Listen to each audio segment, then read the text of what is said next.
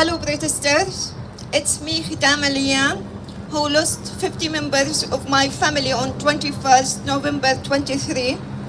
I'm here today to share their names with you to confirm they are not numbers. My lovely dad, Abdulaziz Aliyan. My lovely mom, Zainab Al-Ghul. My brother Mahmoud Aliyan with his wife Sally Musa and his 4 children, Zain, Lubna, Kinan and Sari. My brother Muhammad Aliyan with his 4 children, Az, Layan, Adnan and Adam. My sister Nisreen Abd Rabbu with her 6 children, Hussam, Isam, Isra, Afnan, Ragad and Misk, and 3 grandchildren, Ismail, Muhammad and Wasim. My brother Yusuf Aliyan, my sister Jihan Al-Hamalawi with her husband Khalid and her 2 children, Lina and Musa, and her grandchildren, Lin and Yahya. My nephew Majd Al-Haj with his wife Amani Hussein and his daughter Sarah. My niece Dima Al-Haj with her husband Muhammad and her son Abdul Hakim. My nephew Omar Al-Haj.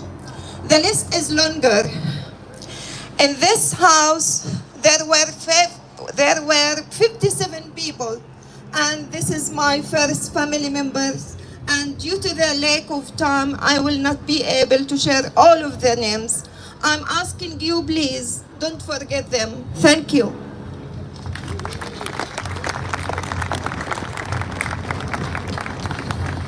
On the 22nd of October, Israel bombed my home in Gaza. They killed 21 members of my family. Here are their names. My father, Nasr al-Na'uq, 75 years old. My sister, Wala al-Na'uq, 36 years old, and all of her children. Her children are Ragad, 13 years old. Islam, 12 years old. Sarah, 9 years old. Abdullah, 6 years old. My brother Muhammad al-Na'uq, 35 years old, and his children, Bakr, 11 years old, and Basima, 9 years old. My sister Ala, 35 years old, with her children, her 5 children. Islam, 13 years old. Dima, 12 years old. Tala, 8 years old. Noor, 4 years old. And Nisma, 2 years old. My sister Aya and all of her children.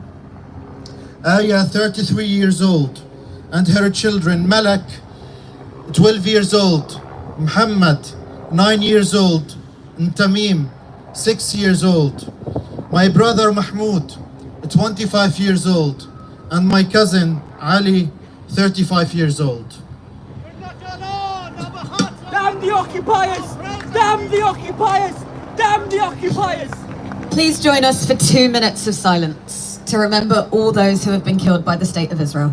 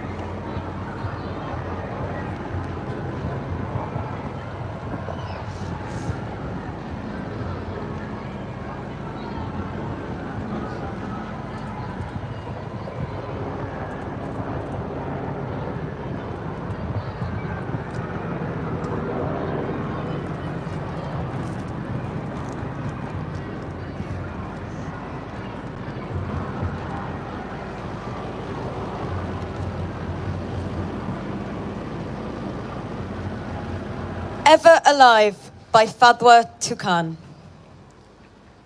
My beloved homeland, no matter how long the millstone of pain and agony churns you in the wilderness of tyranny, they will never be able to pluck your eyes or kill your hopes and dreams, or crucify your will to rise, or steal the smiles of our children, or destroy and burn. Because out from our deep sorrow, out from the freshness of our spilled blood, out from the quiverings of life and death, life will be reborn in you again. Life will be reborn in you again. Thank you.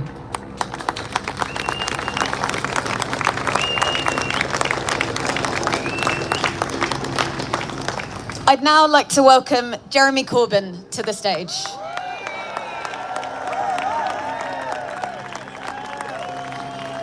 Thank you. Thank you very much, and thank you every single person for being here today. We've just heard an incredibly powerful poem in memory of all those that have died in Gaza, and we had a beautifully observed 2-minute silence in memory of all those lives that have been lost. Just reflect for a moment. Each of those lives that were lost meant an awful lot to a lot of other people. Each child that was lost, if their mother or father are still alive, for the rest of their lives they'll be thinking on that child's birthday, on special days, what they would have been doing with their lives, what they would have achieved. That is the pain of war. That is the pain of the bombardment, and that is the pain that is being inflicted on the people of Gaza, increasingly on the people of the West Bank, and the pain that all those in the refugee camp suffer all the time. Globally, there have been demonstrations just about everywhere on this. Globally, there have been efforts to shut down protest. Remember, I can't even recall what her name was at the time, the Home Secretary that tried to ban our demonstration when we marched to the US Embassy. And we used the most powerful word in politics, which Tony Benn reminded me was the case. No, we're going ahead with our demonstration. We're going ahead with our march.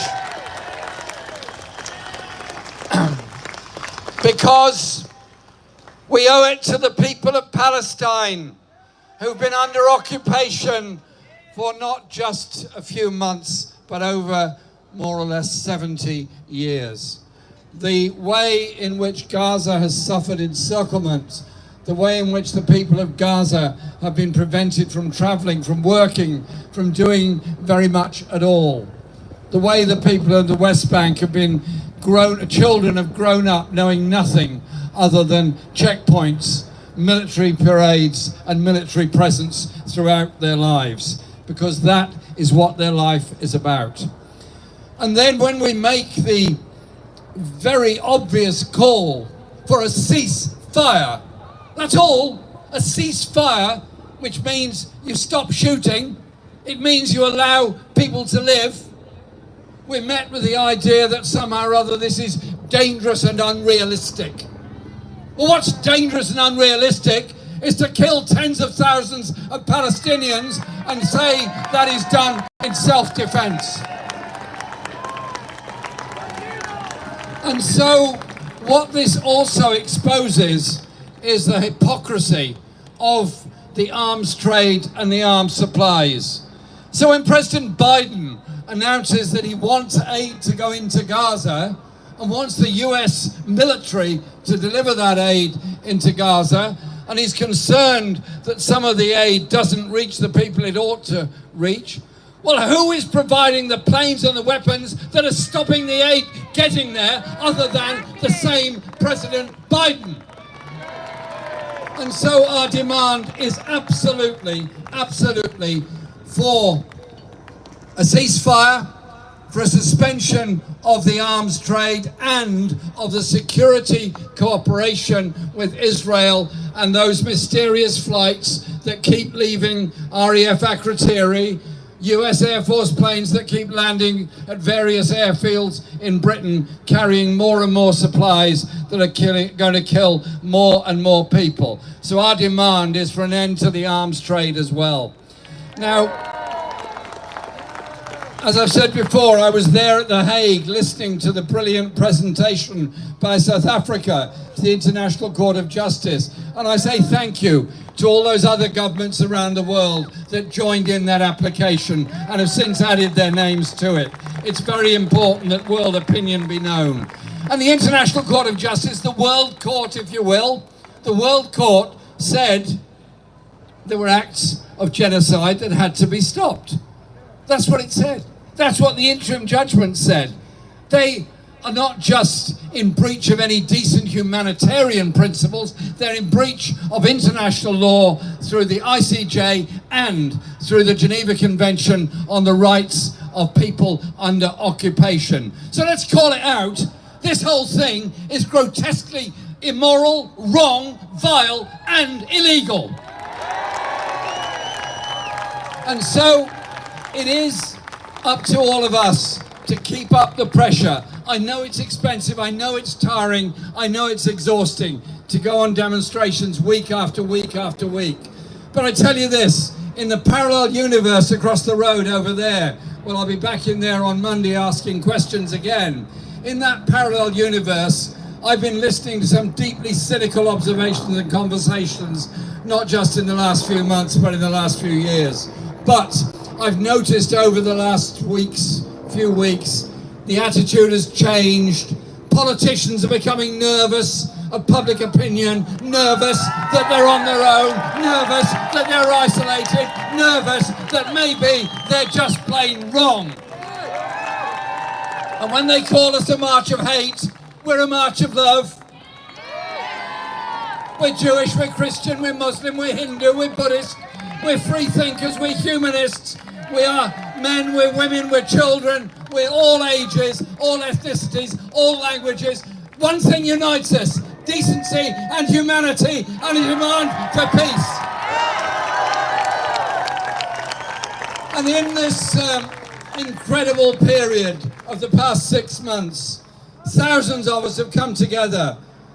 The pleasure of meeting each other for the first time, the pleasure of knowing the joy and the strength of doing stuff together in solidarity with those families that have lost so much, such as those brave people that spoke just before me on this. But you know what? This doesn't stop here. This is a movement for peace. This is a movement for justice.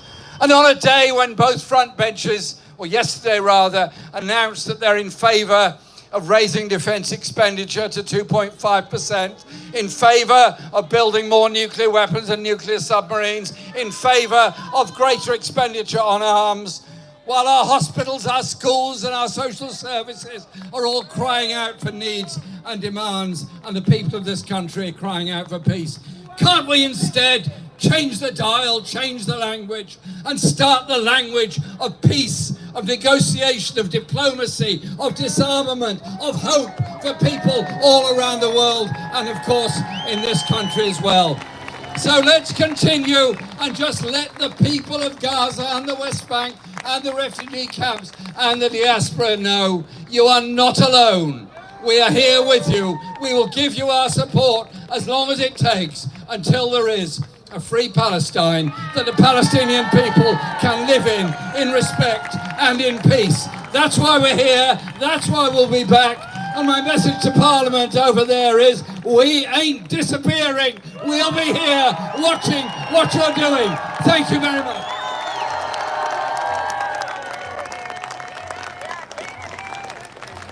Once again, give it up for Jeremy Corbyn.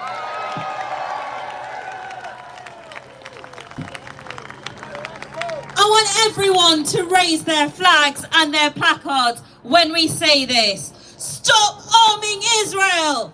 Stop arming Israel! Stop arming Israel! Stop arming Israel! Stop arming Israel! Stop arming Israel!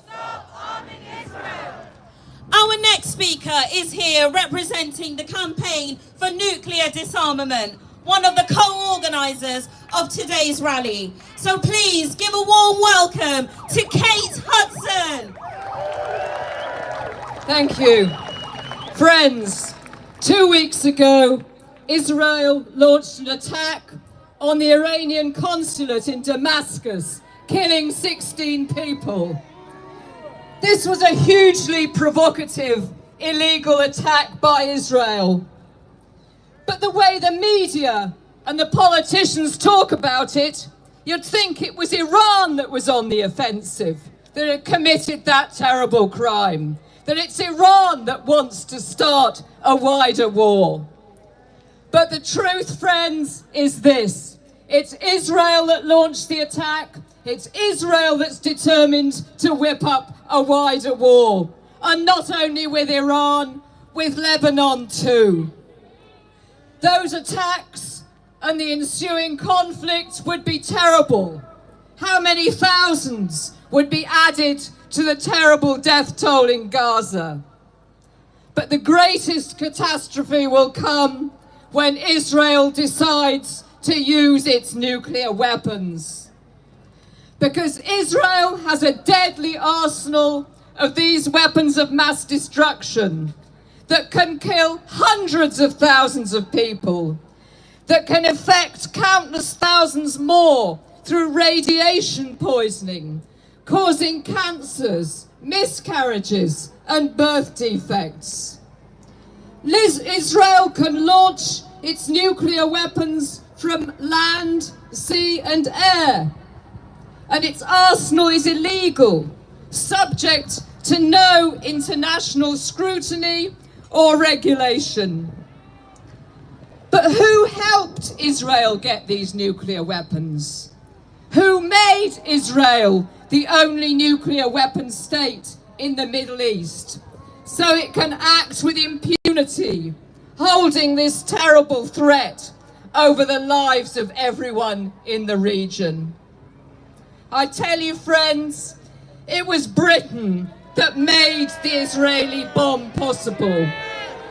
It was Britain that sold 20 tons of heavy water to Israel with no safeguards against military use. It was Britain that enabled the production of Israel's nuclear weapons. So when our government refuses to end the trade in death that is killing tens of thousands of Palestinians, we condemn this crime. Let us also condemn another British crime, the creation of a nuclear monster in the Middle East. And we demand this, that Israel must be disarmed, that its nuclear weapons, those weapons of terror and mass destruction, must be taken away and destroyed. Because while Israel has nuclear weapons, the Middle East cannot be free and at peace. Free, free! Palestine! Free, free! Palestine! Make some noise! Before I bring on the next guest, I just want to say a few things. So, as I mentioned before, there's a march or a visual, on Monday for Sudan. But there's another thing going on, as you might be aware. The Congo is suffering, and that is also due to the UK using Rwanda as a arms to help them colonize the land and use the minerals such as cobalt and other to diminish from the power of Africa. Now, when I say no Congo, you say no phone. No Congo, no No Congo. No Congo. Free, free Congo. Free, free. Free, free. Free, free. Now our next guest is Katie Fallon, Advocacy Manager at Campaign Against the Arms Trade, who worked towards the abolition of the international arms trade. Thank you.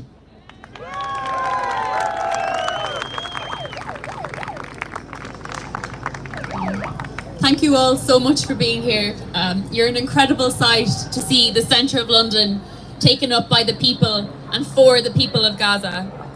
I want to extend my solidarity and my love with everyone who's been affected by this horrific genocide. For the people of Gaza who've endured the most horrific, catastrophic bombings for 6 months, we see a live genocide in front of us. I am so sorry that the world and that our leaders have failed you and failed us. We are united in our grief for what is happening. And this grief and this love for our sisters and our brothers and our family in Palestine, we will let it fill us up and we will channel it towards action. Every single person here is part of bringing an end to the of holding our own government account for the crimes that they're complicit in through selling arms to Israel, and of allowing them to commit these crimes with impunity. Our government wants to pretend that it transfers only a small amount of weapons to Israel, but we know that it could be twice, even 3 times as much as they say.